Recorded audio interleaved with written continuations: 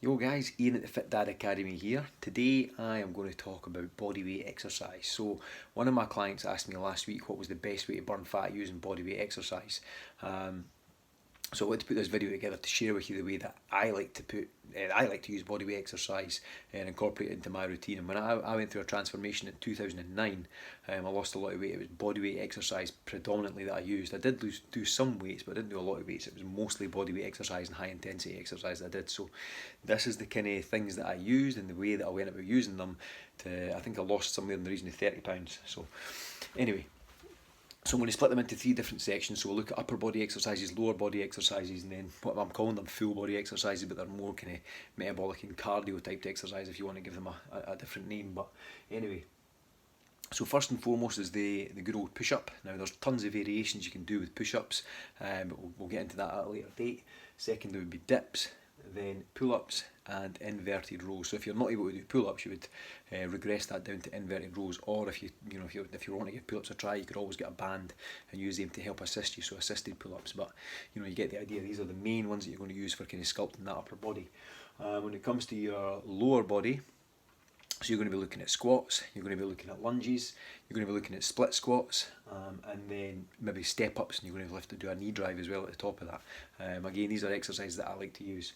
Now, when it comes to more of a full body or a metabolic kind of exercise, you're going to be looking at things like mountain climbers, squat thrusts, burpees, everybody's favourite, and then star jumps from the floor. I actually prefer burpees to star jumps from the floor. I hate those, but they are beneficial.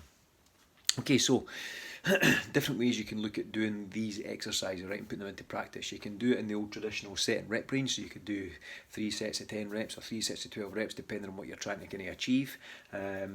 Obviously there's different ways that works in terms of hypertrophy, endurance, and strength, and that would differ slightly for body weight. So the whole 3 times 12 thing, it's going to have a different effect when you're not using heavier amounts of weight. So.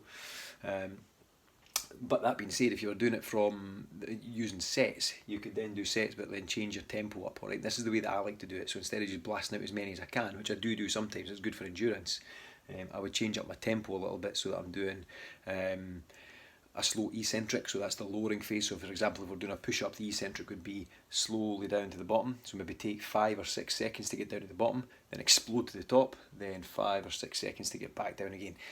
That's some pretty tough work right there, alright? So you don't have to do that. You could just do a standard push-up and just do maybe 2 seconds down, 2 seconds up, and then maybe a slight pause at the top if you want.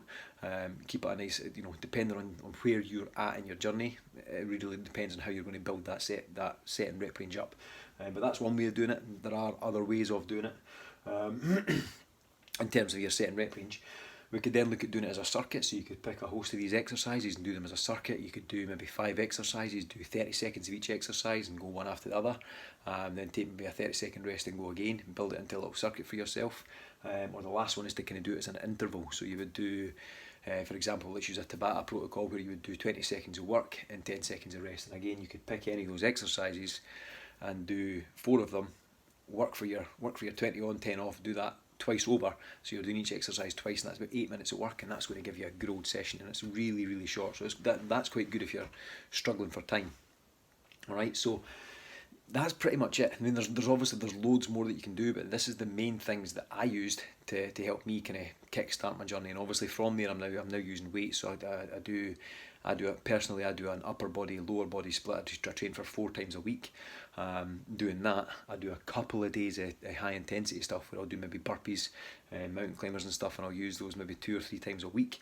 But for the most part, I stick to, because I'm lifting weights, I'm sticking within that kind of hypertrophy or endurance range, because I train at home, I don't have really heavy weights that I can lift, so I can't go into the strength range with lifting weights. But when it comes to my bodyweight stuff and I'm doing it in rep ranges, if I'm doing 3 sets of 12, I change the tempos up, so I do a 4 to 6 second eccentric, and then I explode back up to the top, and that's how I get maximum bang for my buck on my bodyweight exercises.